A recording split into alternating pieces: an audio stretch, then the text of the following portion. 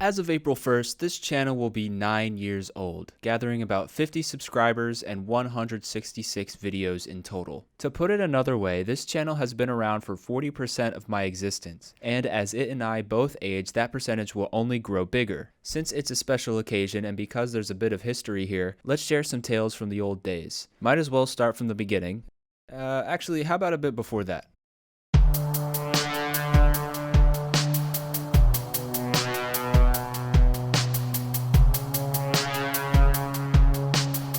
The year is 2012, Club Penguin is still online, Markiplier is getting his start, Pewdiepie is literally screaming his way to the top of YouTube.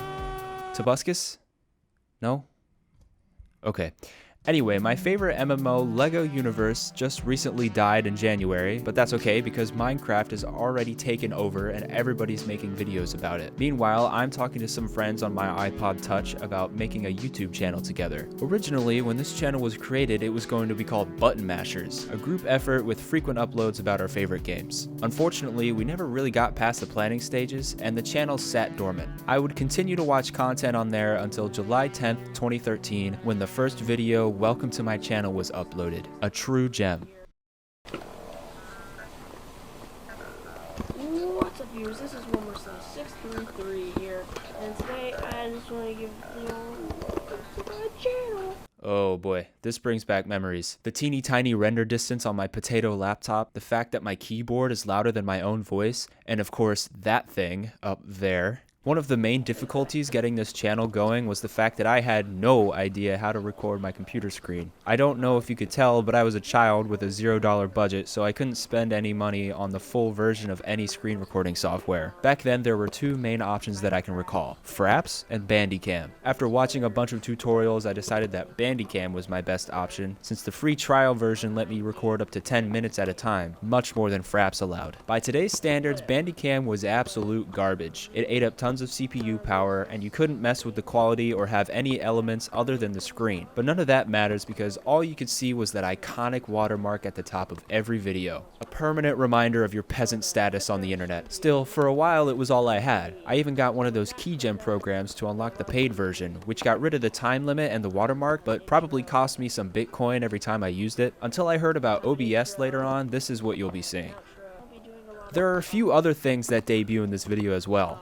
Survival stuff. Is that music? Yes, back then in my first few videos, I would make soundtracks with GarageBand loops on my first generation iPad, a hand-me-down from my uncle. It was a long process too. I would import the video onto my iPod, record the music over top of it with voiceover and iMovie, and then upload it to YouTube. Eventually I stopped it, but it was fun to try and score a video, and I thought I was being really cool and unique.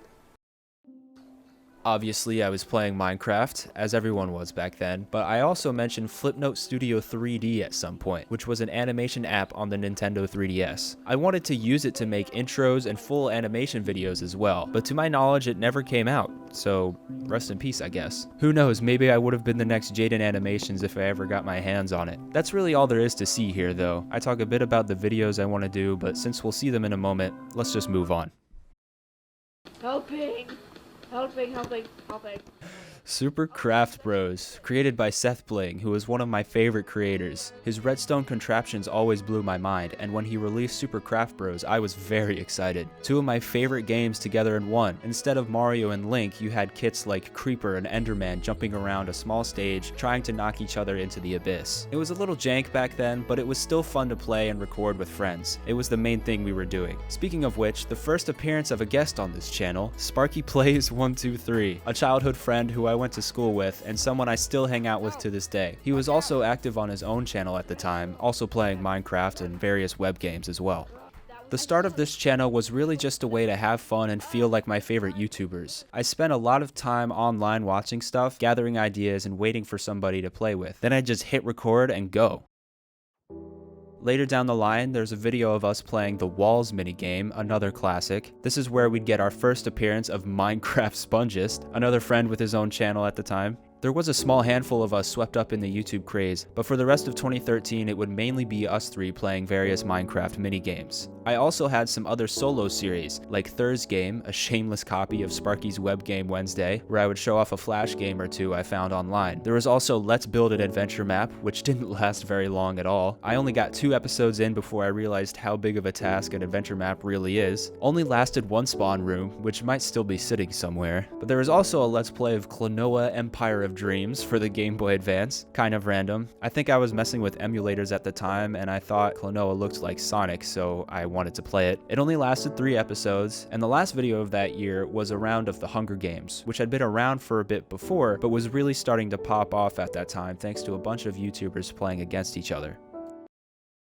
A theme starts to rise here that will continue throughout this channel. I tried a bunch of different things for videos, usually putting an end to them after a few episodes. Usually I would play a minigame with friends, but if I saw a YouTuber or found a new one that played a new game or tried a new format, I wanted to try that thing too. It was like being a copycat in a way, but it was also like putting on a show or playing pretend as your favorite personalities. What made it even better was the fact that my videos could go up on the same stage as the big guys. The first new face of 2014 would go by the username Pikmin_10, another old friend from school. He didn't have a channel, but he appeared a couple of times anyways, just to have fun and hang out. It was also the first Super Craft Bros video in a while, after a bunch of side projects. In the video right after, we see another new person, HJC...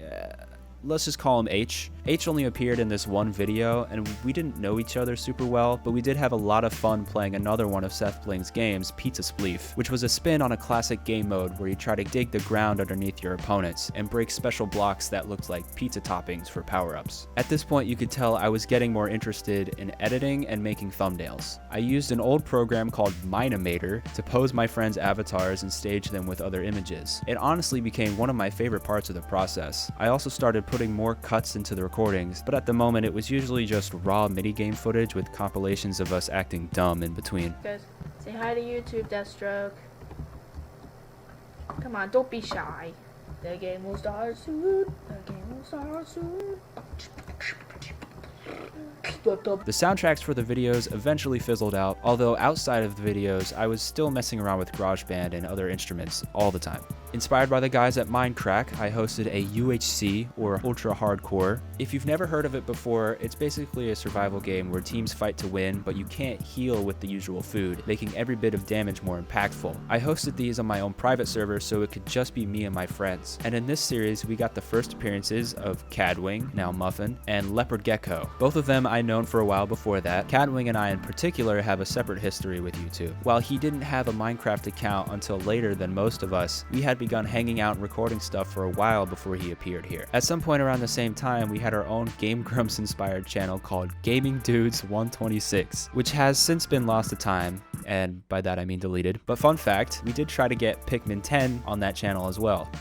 Overall, 2014 was the busiest year on here. I decided to upload my first song onto the internet titled Time Train, still from GarageBand on that old iPad. Some guy also tried to copyright strike me because I was still using GarageBand loops, which everyone had access to. My most popular video was uploaded on March 8th, an Avatar The Last Airbender themed redstone showcase. After messing around with command block sequences, I thought someone could make them into an adventure map, so I recorded a quick video with a few that I had made. If I'm honest, I never really understood why this was the one that broke 1,000. Maybe it was the subject matter? I didn't think the redstone was that impressive, just a few placing commands that would make it sort of look like you were bending when it triggered. It was very rudimentary.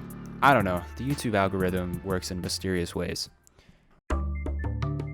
Right before the summer started, I used my savings to get an Elgato capture card and started a Let's Play of Super Mario Galaxy, which, of course, I never finished. I was having trouble figuring out the new card, but probably not by coincidence, this was also when I created my Twitch channel for live streams. Sometimes I didn't feel like editing and uploading, and since YouTube wasn't as popular for live streaming games, Twitch was the place to be. In the latter half of the year, I started uploading more of a mixture of Let's Play recordings and edited clips or skits. The random SMP was started for us to all make videos together and start a virtual community. However, some random player was able to join and they destroyed everything we had built, which ruined our motivation to continue that world. Their name has never been forgotten amongst our group, but it is a name we do not speak. We did continue making servers for everyone to play on, but none were featured here minus a short update video in the background. We had a ton of worlds with their own stories to tell, and it would honestly make a fun video, but sadly there isn't a lot of info or worlds to recover anymore. Maybe someday. You may have noticed that my voice had begun to change as well. You're the one targeting us, okay? That's right. I started going through puberty, everybody's favorite time in their life. There was a lot of drama around that time, of course, but I would always come back to the channel as a form of solace. I made more edits, made some sketches, which we'll talk about in a moment, but the last video I made that year was episode 3 of the Portal Let's Play series, which is still one of my favorite series on here. There was nothing too crazy about it, it was just me talking while playing Portal, but something about going through the game with a small audience and just speaking was therapeutic in a way, and I still look back on it fondly. The day before that, I uploaded a 360 no-scope CSGO video, a sneak peek into my budding loot box addiction. I was really into the MLG stuff at the time too, so it was a lot of dumb fun to make. Here's a bit of that as well.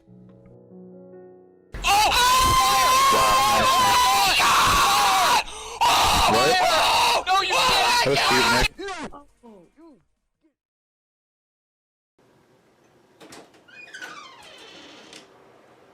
Hey, me.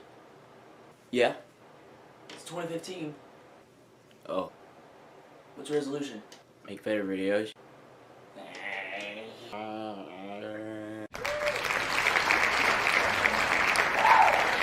So for my birthday I got a camcorder motivating me to use more live action shots for my videos, sort of like short sketches. My first video with it was a gag about a video file corrupting, which I made to test out the camera and then a bit about a lost project. Most of the live action stuff would stay short since I was more comfortable with being behind a screen and on the mic. In the beginning of the year, another longtime friend, Ace Nexus, made his first appearance in a building video. He had his own channel as well, but it wasn't active on it. Thinking it was funny, whenever he appeared in a video, we would try to make a reference to it and try to get everybody to subscribe as well.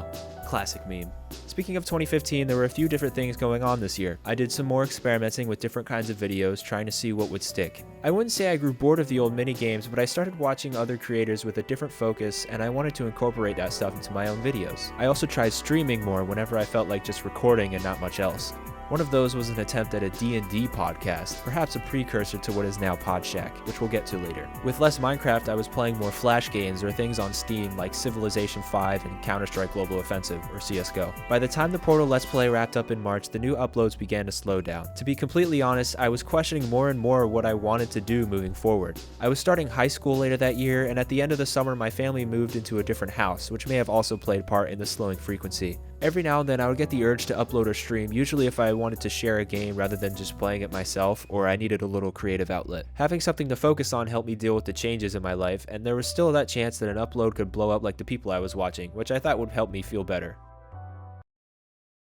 2016 and 2017 were even more sparse, mostly for the same reasons. School was stressful and taking more of my attention, and we had moved out again. However, despite the lack of content, there was an important shift in this channel's direction. While I still wanted to keep the silly whatever feel to the videos, I started taking the channel more seriously than before. The channel's art was redone in January 2016, and the few full videos that were posted had more effort put into them. Moving from recording and uploading within a couple hours to something like the cardboard play button video, which took me all day and much more resources. That video was really fun to make, by the way. A congratulations to somebody who had passed 100 subscribers, and a nod to the silver and gold play buttons that YouTube gives out themselves. Ironically, that shift in attitude also contributed to the less frequent posts. If a video was going up, I wanted it to be good, and if I wasn't motivated enough to make it the way I wanted, then I wasn't going to make anything. I started to think about what to do after school is over. Since I wasn't really interested in college at the time, I was trying to find something I could go into that I would enjoy, and because I love making videos so much, I was hoping something would blow up so that I could make something bigger out of this. It was a real ambitious dream, of course, but I really wanted it to happen.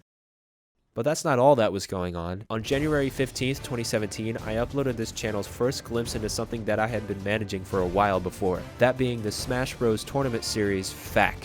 FAQ is a subject that honestly deserves its own video, and it was supposed to get one, but it's been real difficult making a team effort to get it off the ground. Anyway, to sum it up, FAQ stands for Friday at Corey's. It was a Smash for Wii U tournament series that started in mid-2016 and ran up until 2018. The players were from a small but tight competitive scene of my town, and after becoming a fan of Smash through the internet and hanging out with them, the release of Smash 4 in late 2015 made for a fresh game to help get some people together to host tournaments. There were some earlier tournaments here and there as well, like Homebrew, and some tournaments that other people hosted, but for me, FAQ was the main thing. After a while of running tournaments, I started making trailers for these events to generate hype for the latest season. I was trying to emulate the big Smash majors that were going on around the time, the scene for which was booming. By combining my love for the game as well as my experience and passion for videos, it quickly became one of my favorite parts of FAQ. They let me try a very different way of making videos, and while they went up on YouTube publicly, they were meant for people in my local scene, not the entire platform, which really let off some of that pressure from before.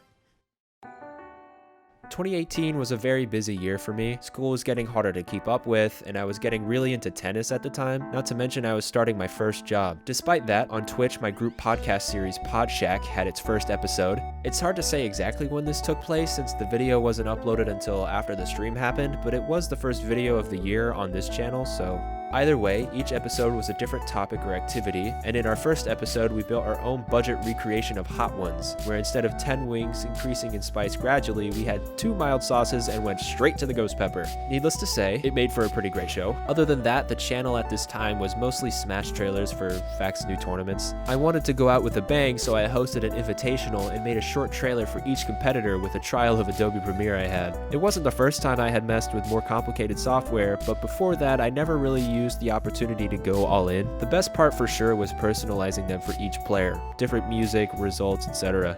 For 2019, only a couple of videos were uploaded. Neither of them were even public. The main one was an announcement for which college I had chosen to attend. It went unlisted because I just wanted to send it to family as a funny way to let them know. 2019 was also my graduating year from high school, which meant lots of events and getting ready for dorm life. You could probably tell that at this point I had no idea what to do with this channel at all. My dream of going straight into YouTube and being BFFs with Markiplier had inevitably failed, and I was off to go start working on a real career or whatever. But the thought of coming back with new videos was still in the back of my head. I never stopped liking it, and of course I'd still heard of those stories of people getting real deep into YouTube and taking off while they're in school. While I didn't think I was like that per se, there was still that glimmer of hope, you know, that what-if scenario. Then again, the pressure of getting a pipe dream like that to work had killed a lot of my motivation earlier and pretty much drained me of my energy.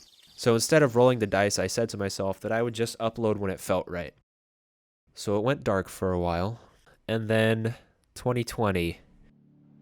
So my first semester in college didn't go so well. Getting out of the usual routine was nice. I did fine in school, met some cool people, but I had very little passion for what I was doing, nor did I even know what to be passionate about. I found the world was much larger than I had really thought, and people were so much better than me at pretty much everything I did. I didn't really come to college with a set career goal. I just wanted to get my bearings and see what I could do, and I didn't feel that I could do much. By the way, the reason I'm telling you this is because it really informed how and why I came back here. Even before COVID took over, this thought was growing in the back of my head. Over the winter break, I tried hosting another Smash tournament, for Smash Ultimate this time. I made promotional art and setups and assets for a Twitch stream of the entire event. It felt good to get some people back together after being away for a while, and I got to let myself be really creative again.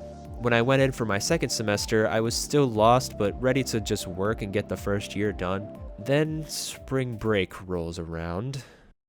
The world is starting to dive into chaos. I heard about this before coming back, but no one really knew how big of a deal it would be back then. And then we got an extra week off for spring break, and school was online from home. I got through the rest of the semester, but then couldn't do anything outside. Everything seemed dangerous. So eventually, I came back to uploading videos. Gameplay, talking with friends. It was one of the ways I kept myself busy. There wasn't really a rhyme or reason for the videos of the past year. It was usually just whatever I was playing or doing. Uploading filled up those extra hours and helped me feel like I wasn't as isolated as we all really were. After some games with friends, a Podshack or two, and a couple skating videos, thanks Tony Hawk, I took a break for school again. I was more active than the year before, but I was streaming rather than recording. Twitch was blowing up at the time, and not having to edit and whatnot meant a better balance with school as well.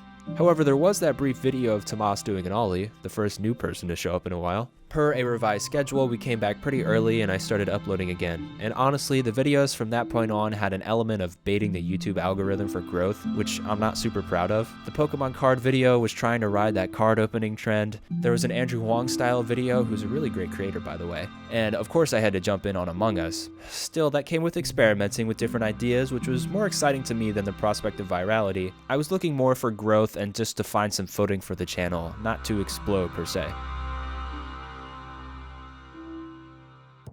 Then, so far this year, we've had some more clickbait experiments, a dump of some old Smash Ultimate clips I found on an SD card, another Among Us video that deserves some extra attention because it was the first video in a long time that had a few new people in it. See, I was looking for some new people to play with who were also willing to make some videos. Most of the old crew had moved on or were busy, and I was lucky enough to connect with Spotted Lights, who had introduced me to a bunch of new people. They were all very nice, so shout out to them for letting some new guy hang out with them.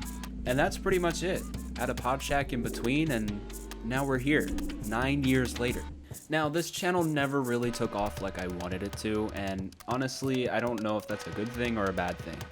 Looking at how some YouTubers live these days, it's hard to tell if that's what I really wanted as a kid or not. But at the same time, I still had a ton of fun making videos. Hanging out with friends, it was a great way to bond, flex those creative muscles. It was just too much fun to not do. And I don't really regret making many of these videos. A lot of them are cringy, which is why most of them are private. But in retrospect, I think that it was good for me to express myself in that sort of way. Before I go any further, I also want to thank everybody who has been on this channel, all the people I mentioned before, my family for not cracking down on this too much, really allowing me to do what I wanted, which I am lucky to have, I recognize. So yeah, as for the future of this channel, who knows? I'm just gonna make whatever I want to make. I have a few ideas. I don't have a timeline or anything for them. I got a bunch of other stuff going on in my life, but I just wanted to thank everyone for watching, whether you're new or old. It was really interesting seeing how these videos tied into like a major portion of my life. And I was able to connect these videos with a lot of things that happened off screen. For all the other guys who showed up, I hope you enjoyed watching. Thank you for coming this far. I'm not gonna ask you to subscribe or anything like that. You do whatever the hell you want. But just, yeah, thanks for coming. And I can't say much more than that. Thanks to YouTube too, just for existing, I guess, keeping my channel online for as long as it has been and will be. I don't make YouTube any money, but they allow people like me, a bunch of other small channels, just to upload whatever they want, and honestly, that deserves some praise. Thanks to everyone that I also got footage from that wasn't from my own channel. The credits for that will be down in the description, as well as the music. So with that said, thank you guys for 9 years of internet content, and I hope to see you all in the future, maybe at some point. So thank you. How does the old outro go? How does the old outro go? Alright, see you later. Bye. There it is. So yeah, thanks guys for coming, and hopefully I'll see you in the future at some point. Bye!